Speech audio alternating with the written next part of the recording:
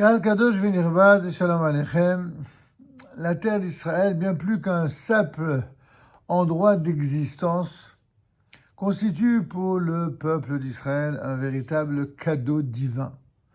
La légitimité de ses droits sur ce pays ne peut être contestée car il lui appartient intégralement, n'en déplaise à certains esprits chagrins héritiers de toutes les formes réinventées de l'antisémitisme historique. Ainsi qu'il est écrit dans la Haftara, « Tu ne seras plus nommée la délaissée, et la terre ne s'appellera plus solitude. Toi, tu auras pour nom celle que j'aime, et la terre se nommera l'épousée. Parce que tu seras la bien-aimée de l'Éternel, et parce que la terre connaîtra les épousailles. » Ainsi s'exprime le prophète Isaïe. On peut avoir deux types de relations avec sa terre. On peut tout d'abord la considérer selon une conception instrumentale.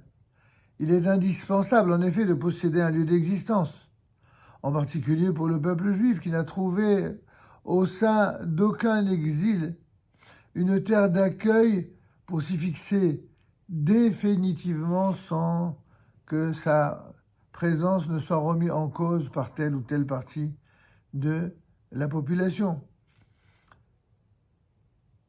On peut dire que finalement, c'était pour le bien commun du peuple d'Israël que cette réalité s'est imposée sur le peuple, car, nous l'avons compris, comme le disait Théodore Herzl, qu'il est vital pour nous de posséder une terre de refuge, même si pour lui il s'agissait d'un refuge, alors que la terre de la promesse n'est pas une terre de refuge. C'est une terre d'élection et de prédestination, un lieu où nous pouvons vivre en toute sécurité, même si ça n'est pas encore le cas, bien sûr, même s'il faut se battre pour cela, et un lieu surtout où l'on peut vivre en toute indépendance, tant sur le plan physique, matériel que spirituel, sans être menacé d'extermination ou d'assimilation. Cette terre de refuge est donc un cadeau divin pour lequel nous devons remercier jour et nuit sans cesse. Mais dans ce sens, la terre d'Israël n'est pas davantage qu'un instrument, un véhicule de notre survie, parfaitement remplaçable dès qu'il cesse d'être fonctionnel ou confortable. Selon cette optique, il serait tout à fait envisageable de remplacer ou de partager ce lieu de refuge en fonction des désagréments qui nous causent, les guerres, les agressions, les vols, les viols et toutes ces choses terribles qui nous ont été imposées, d'abord depuis des siècles et plus récemment depuis le retour du peuple juif sur sa terre. Rien n'empêche, selon ce regard, de faire toutes sortes de concessions pacifiques en faveur de nos voisins afin d'acquérir la paix et la tranquillité qui d'ailleurs ne viennent jamais. Mais parce que, selon cette conception, la terre n'est qu'une terre instrument qui ne vaut pas qu'on livre pour elle une lutte nationale difficile et acharnée. Mais selon une seconde conception, plus cachère si on peut s'exprimer ainsi, la terre d'Israël est une épouse. Comme l'a écrit un poète qui vécut lors des débuts du retour en terre d'Israël, Alexandre Fein, « Je t'ai fiancé avec mon sang ». Il est bien évident, selon cette comparaison, que si nos voisins se mettent à convoiter notre épouse, il est de notre devoir de la défendre de toutes nos forces, car une épouse fait partie intégrale de soi et ne peut être ni concédée ni partagée. Le prophète Ishaïahu compare lui aussi la terre d'Israël à une épouse.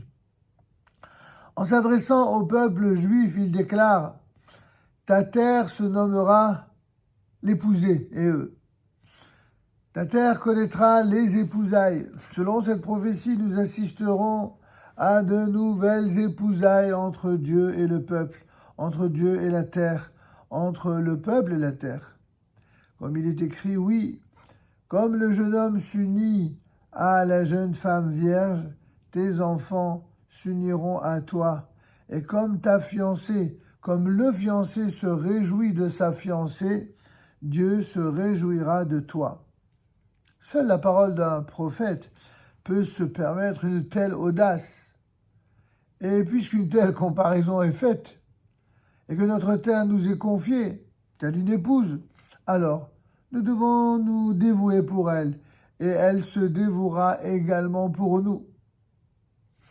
Comme nous le voyons depuis plus d'un siècle, le peuple d'Israël embrasse de nouveau sa terre, abandonnant souvent en exil des situations professionnelles et matérielles enviables.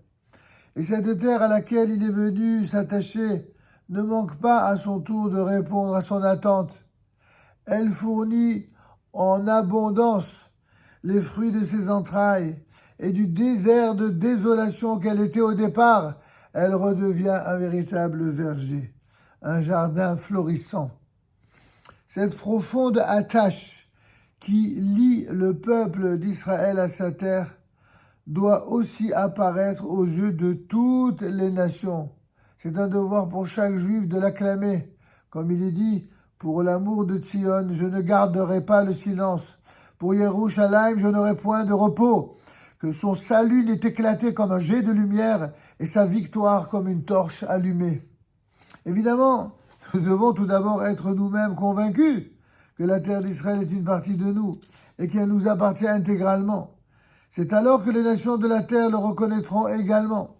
Ainsi, nous revenons sur notre terre, non pas comme des miséreux qui mendient une assistance aux nations du monde, mais comme un peuple libre et fier qui rétablit sa souveraineté sur sa terre, la seule terre appartenant au peuple d'Israël en tant que nation.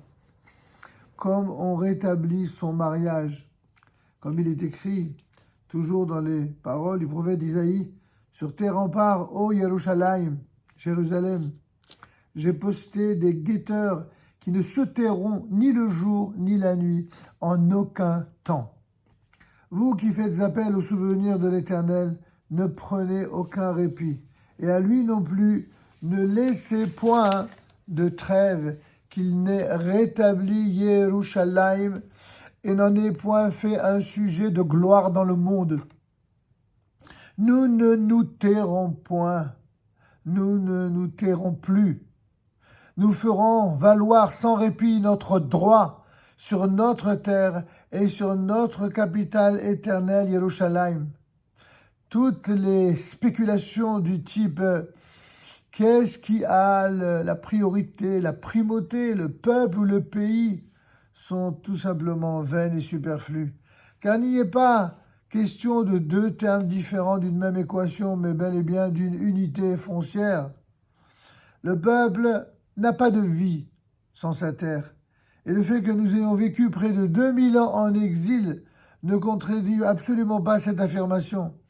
En exil, il ne s'agissait que de survivre, et dans des conditions horribles, et non de vivre à proprement parler. Car vivre en tant que nation ne peut se faire que lorsque l'on revient d'exil et sur la terre de notre peuple. Malheureusement, cette survie d'exil touchant à sa fin, nous assistons à la plus grande des tragédies vécues par notre peuple dans l'histoire contemporaine. Le désir pervers venu de l'intérieur ou de l'extérieur de faire durer l'exil. Ceux-là même qui ne cessent d'appeler vainement le Mashiach font tout pour le faire perdurer. De même que le peuple n'a pas de vie sans sa terre, la terre n'a également pas de vie sans son peuple. C'est ce qu'affirme le fameux Rabbi Chaim Ben Attar, le Or HaChaim HaKadosh. Pendant 2 millénaires, cette terre n'était que désolation, ruine et dévastation. Et lorsque ses enfants sont revenus l'habiter, elle a recommencé à revivre et ce peuple a ressuscité. C'est pourquoi cette terre est appelée terre d'Israël, c'est-à-dire la terre qui appartient au peuple d'Israël. Car sans le peuple d'Israël, elle n'est qu'une coquille vide, une terre déserte et abandonnée en attente de ses enfants. Depuis plus de 100 ans, ces épousailles se concrétisent étape par étape à travers différents épisodes successifs, tantôt obscurs comme les guerres et tantôt lumineux comme les réhabilitations et les reconquêtes territoriales de cette terre bénie d'Akadosh Baruch Hu. Ces moments parviendront en fin de compte à nous conduire à la réalisation pleine et entière de ces fameuses épousailles dont parle le texte. Passez, passez par les portes, faites déblayer la route du peuple, nivelez la chaussée, enlevez-en les pierres, levez l'étendard pour les nations. Voilà que l'Éternel fait entendre son appel jusqu'aux confins de la terre. Dites à la fille de Tsion, voici ton salut qui vient. Voici Dieu qui arrive escorté de son salaire, devancé par sa rémunération. Et on les appellera le peuple saint, les affranchis de l'Éternel. Et toi, Yerushalayim, tu auras, comme nous, la recherchée, la ville plus jamais délaissée. Shabbat Shalom, Mevorach.